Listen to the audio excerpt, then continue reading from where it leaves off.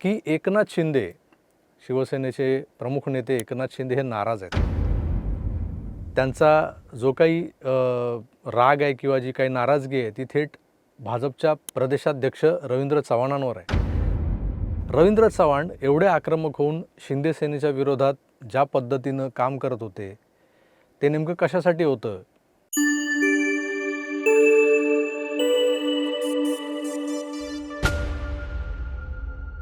मित्रांनो नमस्कार. नुकत्याच नगरपंचायती, नगरपरिषदा यांच्या निवडणुका, ज्यांना आपण स्थानिक स्वराज्य संस्थांच्या निवडणुका म्हणत होतो, त्या आटोपल्यात. काही होत आहेत येत्या 20-21 तारखेला आणि मग निकाल लागणार आहेत. या सगळ्या निवडणुकांच्या प्रचाराच्या रणधुमाळीच्या वेळेला आपण जे चित्र महाराष्ट्रात पाहिलं, भूतो न भविष्यती अशा पद्धतीनं या निवडणुका लढवल्या गेल्या. त्यात गाजलं ते काय, तर एकमेकांच्या पक्षांची फोडाफोडी असो, उमेदवार पळवणं असो, पदाधिकारी कार्यकर्ते यांचे पक्षप्रवेश असो, आणि यासाठी जे काही मोठ्या प्रमाणात लक्ष्मीदर्शन झालं, त्या लक्ष्मीदर्शनाचा विषयही गाजला. त्याचबरोबर मतदारांना बोलवण्यासाठी पैसे वाटले गेले असे आरोप झाले. काही ठिकाणी पैशांच्या बॅगा पकडल्या गेल्या. बरंच काही घडलं. काही लोकांनी मतदार याद्यांवर पुन्हा एकदा संशय व्यक्त केला. दुबार तिबार आणि जे बोगस वोटर्स आहेत त्याबद्दलही पुन्हा नव्यानं चर्चा झाली. या सगळ्या पार्श्वभूमीवर एक गोष्ट प्रकर्षाने जाणवत होती, ती म्हणजे या राज्यात सत्ताधारी महायुती जी आहे ती तुटते की काय, असा एक संभ्रम निर्माण झाला होता. अशी एक परिस्थिती निर्माण झाली होती. महायुती तुटेपर्यंत ताणलं जातं आहे असं जे काही चित्र निर्माण झालं होतं, ते चित्र पुढे किती दिवस कायम राहील याबद्दल राजकीय विश्लेषकांना साशंकता होती. आणि त्यानुसार पुढे हळूहळू वातावरण निवळत गेलं आणि आता महायुती काही तुटायची नाही, ही दोस्ती तुटायची नाहीच्या धर्तीवर हे एकदा पुन्हा पक्क झालेलं आहे. पण एक गोष्ट लक्षात घ्यायला हवी, या सगळ्या घडामोडी ज्या वेळेला घडत होत्या त्यावेळेला 2-3 महत्त्वाच्या प्रसंगांमधून अनेक परसेप्शन्स, अनेक नरेटिव्ज हे सेट केले जात होते. काही अपप्रचार केला जात होता, काही अफवा पसरवल्या जात होत्या. त्यात प्रामुख्याने एक गोष्ट दिसत होती की एकनाथ शिंदे, शिवसेनेचे प्रमुख नेते एकनाथ शिंदे हे नाराज आहेत. त्यांचा जो काही राग आहे किंवा जी काही नाराजगी आहे ती थेट भाजपच्या प्रदेशाध्यक्ष रवींद्र चव्हाणांवर आहे. रवींद्र चव्हाण एवढे आक्रमक होऊन शिंदे सेनेच्या विरोधात ज्या पद्धतीनं काम करत होते, ते नेमकं कशासाठी होतं याची सातत्याने उजळणी करण्याची गरज नाही आहे. तरीसुद्धा पुन्हा तुम्हाला सांगावंसं वाटतं आहे की कल्याण डोंबिवली हे रवींद्र चव्हाणांचं कार्यक्षेत्र आहे. तिथून ते आमदार म्हणून निवडून आलेले आहेत. ते मूळचे भांडूपचे जरी असले तरी त्यांचं बऱ्यापैकी जे काही राजकीय करिअर घडलं ते कल्याण डोंबिवलीमध्ये. इथला संघ परिवाराची मतं, अख्खा ठाणे जिल्हा जो पूर्वी संघ परिवाराचा बालेकिल्ला होता, राम कापसे, रामभाऊ म्हाळगी असे थोर नेते इथून या ठाणे जिल्ह्यातून संसदेत गेले, विधानसभेत गेले आणि त्यांच्याच नावानं हा ठाणे जिल्हा ओळखला जातो. पर्यायानं ठाणे जिल्हा म्हणजे भारतीय जनता पक्ष हे एक समीकरण फार पूर्वी एक सेट झालेलं होतं. हे समीकरण बिघडवलं किंवा हे समीकरण विस्कळीत केलं ते धर्मवीर आनंद दिघेंनी. आनंद दिघेंनी ठाणे जिल्ह्यावर ज्या पद्धतीनं वर्चस्व निर्माण केलं त्यांच्या कारकिर्दीत, आणि त्यानंतर त्यांनी हा सगळा मतदारसंघ, हा जिल्हा आपल्या पंखाखाली आणायला सुरुवात केली. आणि अर्थात ज्या वेळेला युती झाली त्यावेळेला त्यांनी हे मतदारसंघ शिवसेनेसाठी भांडून मागून घेतले, हिसकावून घेतले भाजपकडून. भाजपच्या मनात कुठेतरी त्या गोष्टीचं शल्य कायम आहे. कार्यकर्ते, जे जुने कार्यकर्ते आहेत त्यांच्याशी बोलताना सातत्याने ही बोच वर येत असते. शल्य ही भळबळती जखम कुठेतरी पुन्हा ओली होताना दिसते. पण शेवटी युती धर्म निभावायचा म्हणून भारतीय जनता पक्षाचे कार्यकर्ते, राष्ट्रीय स्वयंसेवक संघाचे स्वयंसेवक, कार्यकर्ते, हिंदुत्ववादी मतदार हे कायम युतीसाठी मतदान करत आले. ह्या सगळ्या सकारात्मक गोष्टी एका बाजूला असताना दुसऱ्या बाजूला एवढं टोकाचं राजकारण, फोडाफोडी, पैसे वाटप, आरोप प्रत्यारोप, इशारेबाजी, 2 तारखेपर्यंत युती टिकवायची वगैरे ही जी काही विधानं आली त्यानंतर खरोखरच मनात साशंकता निर्माण झाली होती की महायुतीला ग्रहण लागलं आहे का. तर तसं प्रत्यक्षात काही नव्हतं. हे काल नागपूर विधानसभेच्या ज्या अधिवेशनात जी घोषणा केली गेली आहे की या पुढच्या ज्या निवडणुका आहेत महानगरपालिकांच्या त्या महायुती म्हणून लढल्या जाणार आहेत. मग त्यात अजितदादा पवारांची राष्ट्रवादी असेल नसेल माहीत नाही, पण शिंदेंची शिवसेना आणि रवींद्र चव्हाण प्रदेशाध्यक्ष असलेला भारतीय जनता पक्ष हे मात्र एकत्रितपणे या निवडणुका लढवणार आहेत. आता याला कोणी कुणाची अपरिहार्यता समजावी किंवा आणखीन काय, जर नीट हा सगळा घटनाक्रम क्रोनॉलॉजी टाईमलाईन लक्षात घेतली तर आपल्याला सगळ्या गोष्टी सहज उलगडू शकतात. शिंदे नाराज होऊन दिल्लीला जातात. दिल्लीला गेल्यानंतर ते अमित शहांना भेटतात, मोदींना भेटतात. तिकडे महाराष्ट्रातल्या भाजपच्या नेत्यांची तक्रार करतात. मग ते देवेंद्र फडणवीस असतील किंवा रवींद्र चव्हाण असतील. नक्की हे तक्रार करायला जातात का? शिंदेंनी कधी असं म्हटलेलं नाही आहे. शिंदे नेहमी काहीतरी वेगळी कारणं सांगतात. ते बिहारच्या मुख्यमंत्र्यांच्या शपथविधीसाठी जाता आता अमित शहांचं अभिनंदन करून बिहारला गेले, व्हाया दिल्ली गेले, म्हणून ते दिल्ली भेट होती, म्हणून अमित शहांना भेटले.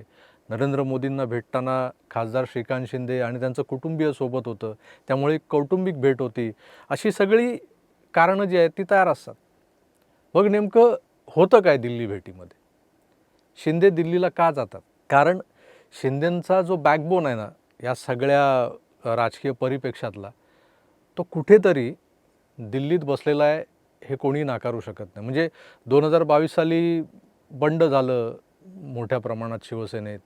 मग शिवसेना अख्खीच्या अख्खी उचलून पक्षचिन्ह आणि नावासकट शिंदे घेऊन आले भाजपसोबत. त्यामुळे भाजप सत्तेत आला. हे सत्य कोणी नाकारू शकत नाही. तरी नाकारतात बरेच लोक. पण ह्या सगळ्या गोष्टींच्या पार्श्वभूमीवर हे सगळं जे काही नाट्य या रंगमंचावर घडत होतं महाराष्ट्राच्या, त्याचं परिचलन जे होत होतं ते दिल्लीतून होत होतं. अमित शहा करत होते, नरेंद्र मोदी करत होते आणि त्यालाच एक नाव दिलं गेलं होतं महाशक्ती. आता या महाशक्तीला वारंवार शरण जाणारे एकनाथ शिंदे आपण पाहिलेले आहेत. हे शरण जातात की त्या महाशक्तीशी बार्गेनिंग करायला जातात हे मात्र अजून गुलदस्त्यात आहे. हे नेमके कशाला जातात याचा थोडासा अंदाज या कालच्या घोषणेमुळे नक्कीच आलेला आहे. काही जणांनी बातम्या अशा चालवल्या होत्या ज्यावेळेला शिंदे दिल्लीत गेले आणि परत आले, जे ते बातम्या चालवणाऱ्यांना हे सगळं मटेरियल कुठून मिळतं माहीत नाही, पण संजय राऊत, त्यांच्या नावात संजय आहे आणि त्यांना दिव्यदृष्टी पत्रकारितेतली मिळालेली आहे. ते इथे बसून भांडूपच्या त्यांच्या घरात बसून दिल्लीत अमित शहांच्या दालनात किंवा नरेंद्र मोदींच्या दालनात शिंदेंसोबत ज्या गप्पा होतात त्या त्यांना खडानखडा अगदी शब्द न शब्द ऐकू येतात आणि मग ते दुसऱ्या दिवशी सामनात छापल्या जातात. म्हणजे मोदींनी किंवा अमित शहांनी शिंदेनं सांगितलं की आता काही तुम्हाला आम्ही मुख्यमंत्री बनवू शकत नाही, तुमचा पक्षच आमच्या पक्षात विलीन करा जर तुम्हाला मुख्यमंत्री व्हायचं असेल तर, किंवा ह्या निवडणुका कार्यकर्त्यांच्या आहेत त्यामुळे तुमच्या काही तक्रारी आम्ही ऐकून घेऊ शकत नाही, ते आमचे खालचे नेते बघून घेतील महाराष्ट्रातले. त्यामुळे शिंदे हात हलवत परत आले, निराश झाले, शिंदेंच्या चेहऱ्यावर नाराजीचं जाळं, असं सगळं जे संजय राऊत सांगत होते त्यांचाच किस्सा हे पत्रकार गिरवत असतात आणि त्यानुसार बातम्या येत होत्या. आता मागच्या 2-4 दिवसांपासून काय बातम्या येत आहेत तर रवींद्र चव्हाणांना अमित शहांनी बोलावून घेतलं, रवींद्र चव्हाणांना झापलं आणि मग रवींद्र चव्हाणांना सांगितलं की तुम्ही सबुरीनं घा, तुम्ही शिंदेंना दुखवू नका. शिंदेंची बार्गेनिंग पॉवर, शिंदेंची ताकद महानगरपालिकांच्या निवडणुकीत इतकी वाढलेली आहे का की भारतीय जनता पक्षाच्या क्रमांक 2च्या नेत्याला राज्याच्या प्रदेशाध्यक्षाला बोलावून झापावं लागतं. खरंच असं काही घडतं का की पत्रकार हे सगळे त्यांच्या मनात जे मांडे शिजलेले असतात ते आपल्याला वाढत असतात दुसऱ्या दिवशी मस्त तुपाची धार वगैरे टाकून? नेमकं काय होत असतं?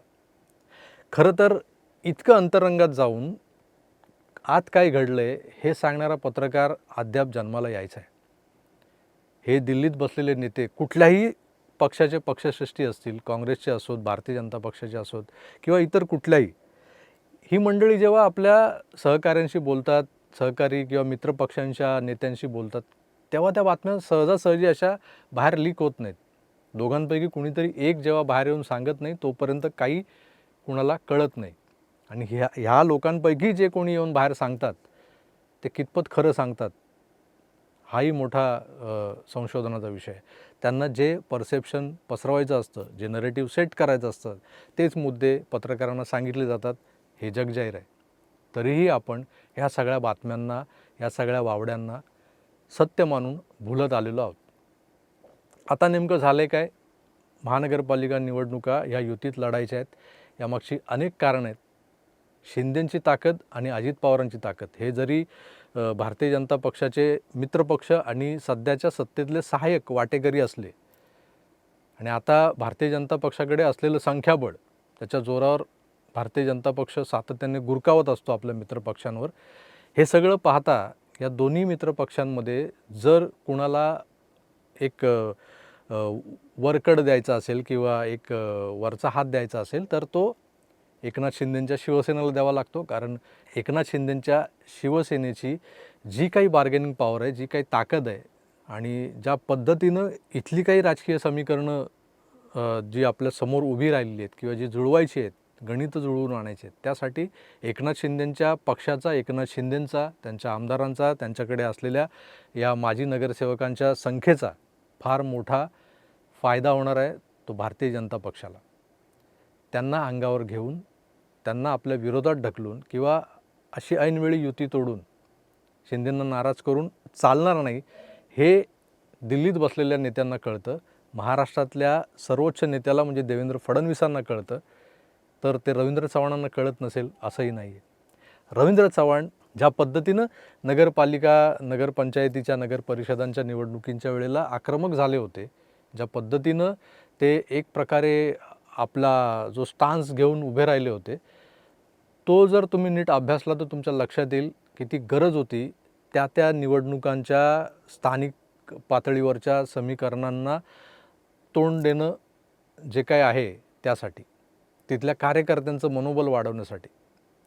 कारण कार्यकर्ते हेच खरे तुमचे मतदार असतात, जे ते स्वतः मतदान करतात, त्याचबरोबर ते अनेकांना मतदान करण्यासाठी प्रवृत्त करतात.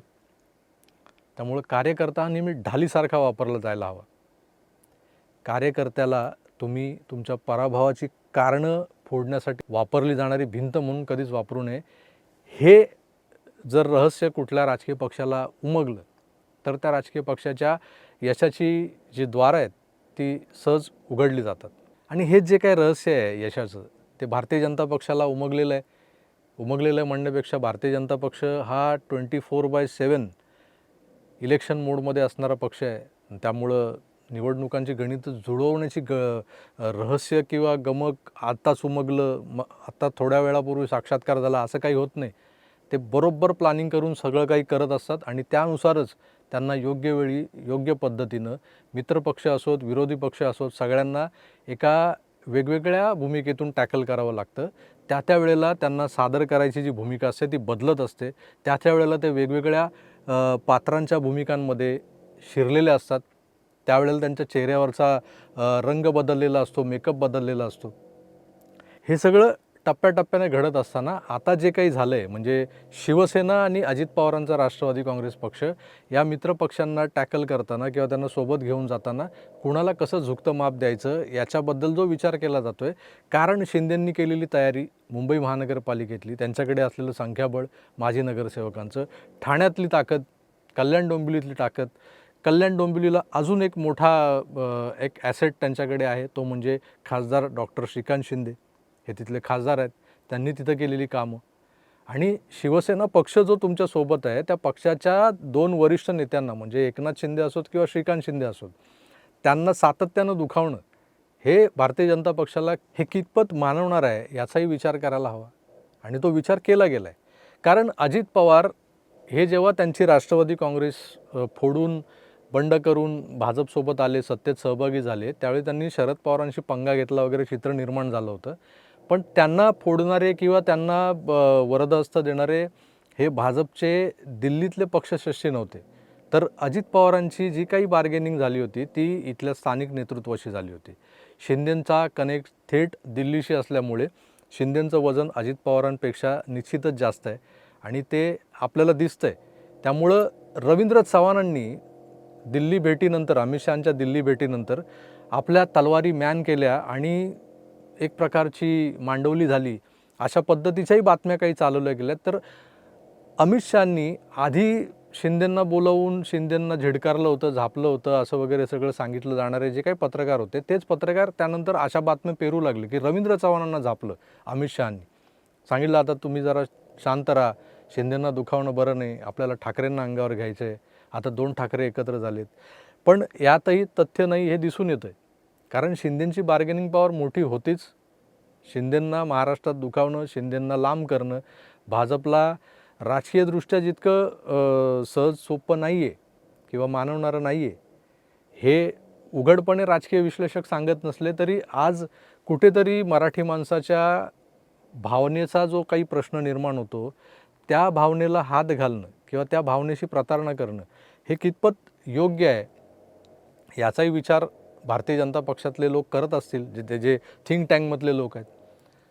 अगदी थेटपणे जर शिंदेंना आता ह्या मोक्याच्या क्षणी दूर केलं, तर तुम्ही प्रादेशिक पक्षांशी प्रतारणा करताय, प्रादेशिक पक्षांना संपवायला निघालेला आहात.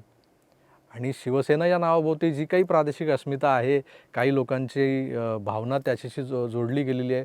भलेही ती आता थोडीफार ठाकरेंच्या आणि बऱ्यापैकी शिंदेंच्या बाजूने झुकलेली असली, तरी मराठी माणसांची मतं, त्यांच्या भावना, शिवसेनेला, बाळासाहेब ठाकरेंना मानणारा जो काही मतदार वर्ग आहे मोठ्या प्रमाणात, तो कुठेतरी दुखावला जाण्याची शक्यता. या सगळ्या बाबी लक्षात घेत तसं आपण पाहिलं की धनंजय मुंडे आणि माणिकराव कोकाटे या अजित पवारांच्या मंत्र्यांच्या ज्या गोष्टी खटकणाऱ्या होत्या आणि ज्या उघड झाल्या, त्यानंतर तातडीनं त्यांच्यावर कारवाई केली गेली. पण संजय शिरसाट असतील शिंदेंचे मंत्री, त्यानंतर ते गायकवाड असतील संजय गायकवाड, बॉक्सिंग फेम, मग योगेश कदम असतील, ज्यांच्या आईच्या नावाने एक डान्स बार चालवला जात होता. ह्या सगळ्या गोष्टी विरोधी पक्षानं, खास करून उभाटा सेनेच्या अनिल परबांनी इतक्या जोरकसपणे लावून धरलेल्या असताना त्यांच्यावर कुठलीही कारवाई झाली नाही. कारण त्यांच्या मागे शिंदे ठामपणे उभे होते आणि शिंदेंच्या मागे दिल्लीतली महाशक्ती ठामपणे उभी होती. म्हणून इतक्या सहजासहजी त्यांच्यावर कारवाई झाली नाही.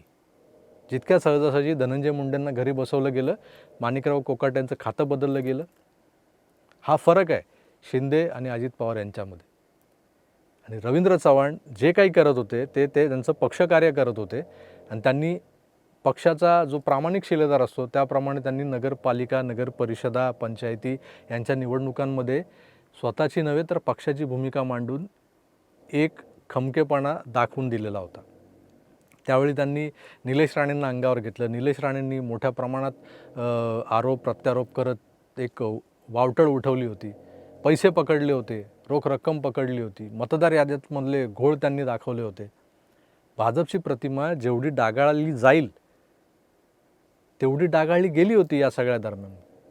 पण त्यालाही पुरून उरले रवींद्र चव्हाण आणि त्यांनी ह्या निवडणुका त्यांना हव्या त्या पद्धतीने, हव्या तशा स्वतःच्या साच्यात मोल्ड करून घडवून आणल्या.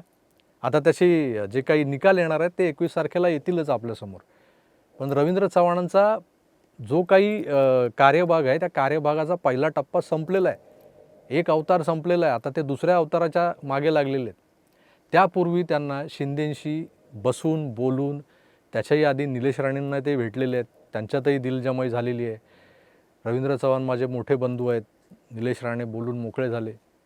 त्यामुळे आता हा सगळा वाद संपला आहे का? हे जे काही पेल्यातलं वादळ होतं ते शमलं आहे का? या सगळ्या प्रश्नांची उत्तरं आपल्याला लवकरच मिळतील.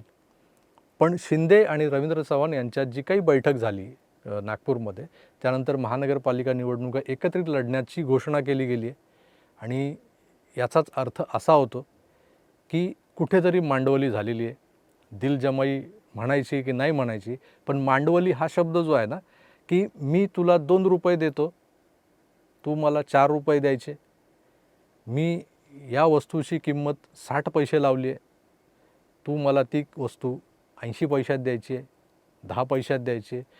हे जे काही टेबलवरचं निगोशिएशन आहे ना, ते निगोशिएशन कुठेतरी नागपूरच्या त्या गुलाबी थंडीत झालेलं आहे. आणि त्यानंतर या सगळ्या उठाठेवीला आपण मांडवली हा एकच शब्द वापरू शकतो. ही मांडवली शिवसेना आणि भाजप यांच्यात झालेली आहे, रवींद्र चव्हाण आणि एकनाथ शिंदेंमध्ये झालेली आहे. आणि ही मांडवली महायुतीला यशाकडे घेऊन जाणारी ठरेल अशी आशा या क्षणी तरी मला दिसते. तुमचं यावर काय मत आहे ते जरूर कमेंटच्या माध्यमातून कळवायला हरकत नाही. मी तुर्तास इथेच थांबतो. पुन्हा भेटूच, तोवर आपली काळजी घ्या आणि पाहत राहा आपलं आवडतं यूट्यूब चॅनल आकार DG9. धन्यवाद. नमस्कार.